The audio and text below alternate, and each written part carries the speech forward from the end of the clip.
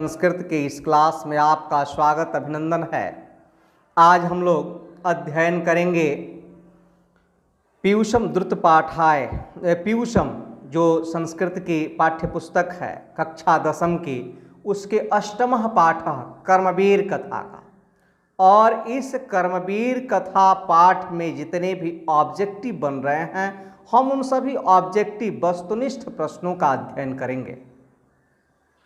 मेरा प्रयास है कि मैट्रिक परीक्षा में, जो आगामी हमारा मैट्रिक परीक्षा है, उसमें एक भी ऑब्जेक्टिव प्रश्न पुस्तक से आपका न छूटे।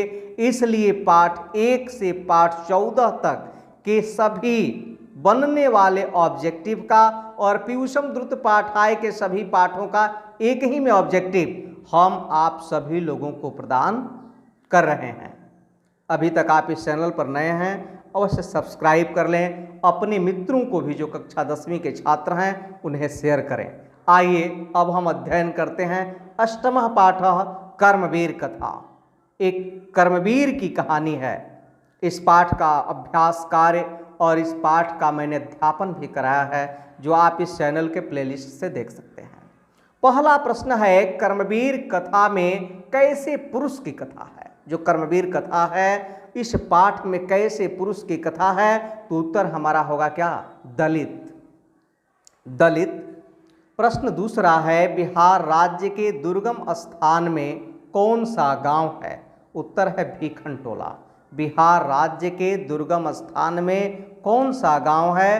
तो हमारा उत्तर होगा भीखनटोला। प्रश्न 3 है, कर्मवीर राम प्रवेश राम के परिवार के सदस्यों की कुल संख्या कितनी थी? तो कर्मवीर राम प्रवेश राम के परिवार के सदस्यों की कुल संख्या कितनी थी? उत्तर हमारा होगा 4। मैंने पुस्तक में भी पढ़ा है, गृहस्वामी तस्य भार्या, यानी गृहस्वामी की पत्नी, एक पुत्र और एक छोटी सी पुत्री थी। यानी उस परिवार में रहने वाले सदस्यों की कुल संख्या कितनी है? 4। फिर चौथा प्रश्न है हमारा, कर्मवीर कौन था? तो कर्मवीर कौन था? राम प्रवेश राम। कर्मवीर कौन था? राम प्रवेश राम। जब भी प्रश्न आएगा कि कर्मवीर कौन था हमारे प्रश्न पत्र में, तो हमारा उत्तर राम प्रवेश राम ही होगा। भीखनटोला गांव में शिक्षक किसको देखे? भीखनटोला जो गांव था उसमें शिक्षक किसको देखे? तो उत्तर होगा खेलते हुए दलित बालक को, या खेलते हुए बालक को। प्रश्न 6 है, कर्मवीर राम प्रवेश कहाँ उन्नत स्थान को प्राप्त किए? तो कर्मवीर राम प्रवेश जो है यूपीएससी, जो जिसे हम हिंदी में क्या कहते हैं, केंद्रीय लोक सेवा आयोग, उसकी परीक्षा में राम प्रवेश राम ने उन्नत स्थान प्राप्त किया। प्रश्न 7 है, भीखनटोला को देखने कौन आए? तो भीखनटोला को देखने कौन आए? शिक्षक आए, जो नवीन दृष्टि से संपन्न थे। प्रश्न 8 है, बालक किसके शिक्षण शैली से आकृष्ट हुआ? बालक किसके शिक्षण शैली से, शिक्षण शैली मतलब पढ़ाने की शैली से आकृष्ट हुआ? तो उत्तर होगा शिक्षक के। बालक शिक्षक के शिक्षण शैली से आकृष्ट हुआ। प्रश्न 9 है, राम प्रवेश राम स्नातक परीक्षा में प्रथम स्थान प्राप्त कर किसके ख्याति को बढ़ाए? ख्याति मीन्स प्रसिद्धि। किसके प्रसिद्धि को बढ़ाए? तो उत्तर होगा अपने महाविद्यालय के। वो जिस कॉलेज में पढ़ रहे थे, जब वह स्नातक परीक्षा में टॉप किए पूरे विश्वविद्यालय में, तो वह अपने महाविद्यालय का अर्थात कॉलेज का नाम बढ़ाए, प्रसिद्धि बढ़ाए। प्रश्न 10, लक्ष्मी किसका वर्ण करते हैं? लक्ष्मी किसका वर्ण करती हैं? उद्योगी पुरुष का। उद्योगी शब्द का क्या अर्थ है? परिश्रमी। जो परिश्रमी होता है, लक्ष्मी उसी का वर्ण करते हैं। उद्योगिनम पुरुष सिंहम उपैति लक्ष्मी, लिखा भी गया है कि उद्योगिनम पुरुष सिंहम उपैति लक्ष्मी। जो परिश्रमी व्यक्ति है, लक्ष्मी उसी का वर्ण करते हैं। प्रश्न 11 है कि भीखनटोला गांव कहाँ है? तो हमारा उत्तर होगा बिहार। भीखनटोला गांव कहाँ है? बिहार में है। प्रश्न 12 है दलित ग्रामवासी पुरुष की कथा कौन है? तो उत्तर होगा कर्मवीर कथा। दलित ग्रामवासी पुरुष की कथा कौन है? कर्मवीर कथा। प्रश्न 13 है उद्योगिनम पुरुष सिंहम उपैति लक्ष्मी है, यह उक्ति किस पाठ से संकलित है? तो हम उत्तर लिखेंगे कर्मवीर कथा। कर्मवीर कथा में यह जो है उक्ति आई है उद्योगिनम पुरुष सिंहम उपैति लक्ष्मी, जो परिश्रमी पुरुष होते हैं वह सिंह के समान होते हैं और लक्ष्मी उनका वर्ण करते हैं। आगे प्रश्न 14 है कि राम प्रवेश राम ने किस परीक्षा में विश्वविद्यालय में प्रथम स्थान प्राप्त किया था? तो हमारा उत्तर होगा स्नातक परीक्षा में। स्नातक मीन्स बीए या बीएससी बीकॉम, आप कुछ भी कह सकते हैं। बैचलर डिग्री तो आर्ट्स में भी होती है, साइंस में भी और कॉमर्स में भी। तो राम प्रवेश राम ने किस परीक्षा में विश्वविद्यालय में प्रथम स्थान प्राप्त किया? स्नातक परीक्षा में। प्रश्न 15 है नवीन दृष्टि संपन्न शिक्षक कहाँ पहुँचे? तो नवीन दृष्टि से संपन्न शिक्षक कहाँ पहुँचे? उत्तर होगा भीखन टोला। आगे प्रश्न 16 है हमारा कि कर्मवीर राम प्रवेश राम ने निज उत्साह से, निज माने अपने उत्साह से कौन सा पद प्राप्त किया? तो उत्तर होगा महत् पद। महत् पद का अर्थ है महत्वपूर्ण पद।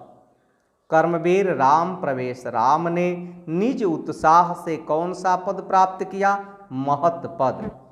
इसके बाद आ गए हम कहाँ? प्रश्न 17 कर्मवीर कथा में, कर्मवीर कथा पाठ में किसकी कथा है?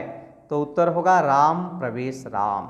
कर्मवीर कथा पाठ में किसकी कथा है? राम प्रवेश राम की। प्रश्न 18 हमारा छात्राणाम तपः रिक्त स्थान में कौन सा पद है? तो लिखा गया पुस्तक में छात्राणाम अध्ययनम तपः, यानी अध्ययन करना ही छात्रों की क्या है? तपस्या है। और छात्राणाम और तपः के जो बीच का गैप है वहाँ क्या होगा? अध्ययनः। छात्राणाम अध्ययनः तपः। प्रश्न 19 लक्ष्मी किसके पास जाती हैं? परिश्रमी के पास। प्रश्न 20 है राम प्रवेश राम को छात्राणाम अध्ययनम तपः का उपदेश किसने दिया? गुरु ने दिया, शिक्षक ने दिया। राम प्रवेश राम ने को छात्राणाम अध्ययनम तपः का उपदेश किसने दिया? तो उत्तर होगा गुरु ने। प्रश्न 21 है राम प्रवेश राम का जन्म किस गांव में हुआ था? उत्तर होगा भीखन टोला। राम प्रवेश राम का जन्म भीखन टोला गांव में हुआ था। प्रश्न 22 है प्रशासन ने भीखन टोला से 1 कोस की दूरी पर क्या स्थापित किया? तो उत्तर होगा हमारा प्राथमिक विद्यालय। प्रशासन के द्वारा भीखन टोला से मात्र 1 कोस की दूरी पर प्राथमिक विद्यालय स्थापित किया गया। प्रश्न 23 राम प्रवेश राम उच्च विद्यालय में कौन सा स्थान प्राप्त किया? प्रथम राम प्रवेश राम ने उच्च विद्यालय में कौन सा स्थान प्राप्त किया? प्रथम स्थान प्राप्त किया। प्रश्न 24 है हमारा कि कौन कर्मवीर प्रशासन केंद्र में लोकप्रिय हुआ? कौन कर्मवीर प्रशासन केंद्र में लोकप्रिय हुआ? उत्तर होगा राम प्रवेश राम। प्रश्न 25 है महाविद्यालय के पुस्तकालय में समय का ध्यान रखते हुए कौन स्वाध्याय निरत हुआ, यानी पढ़ने में एकदम लगनशील हुआ? इसका भी उत्तर होगा राम प्रवेश राम। राम प्रवेश राम महाविद्यालय के पुस्तकालय में जो लाइब्रेरी है उसमें समय का ध्यान रखते हुए लगभग पुस्तकों का अध्ययन कर गए जो उनके काम योग्य थे। तो हम लोगों ने अध्ययन कर लिया कक्षा 10वीं के अष्टम पाठक कर्मवीर कथा के संपूर्ण ऑब्जेक्टिव को। यदि परीक्षा में, मैट्रिक परीक्षा में ऑब्जेक्टिव आता है, आएगा ही 50 नंबर का, इस समय 50% ऑब्जेक्टिव ही हो गया है, तो इससे बाहर से नहीं आएगा, ये गारंटी है हमारी। और मैं 8 पाठ तक आपको ऑब्जेक्टिव क्रमशः पढ़ा दिया, और भी जो शेष पाठ बचे हैं 9, 10, 11, 12, 13, 14 पाठ तक प्रथम पुस्तक है आपका, मैं सभी का ऑब्जेक्टिव आपको बहुत जल्द प्रदान करूंगा। आप अवश्य सब्सक्राइब करें और मित्रों को भी इस वीडियो को शेयर करें। सभी बच्चे हमारे लाभान्वित हों, उत्तम अंक अर्जित करें। इन्हीं शुभकामनाओं के साथ फिर हम मिलते हैं अगले पाठ में। तब तक के लिए बहुत बहुत धन्यवाद, शुभकामना।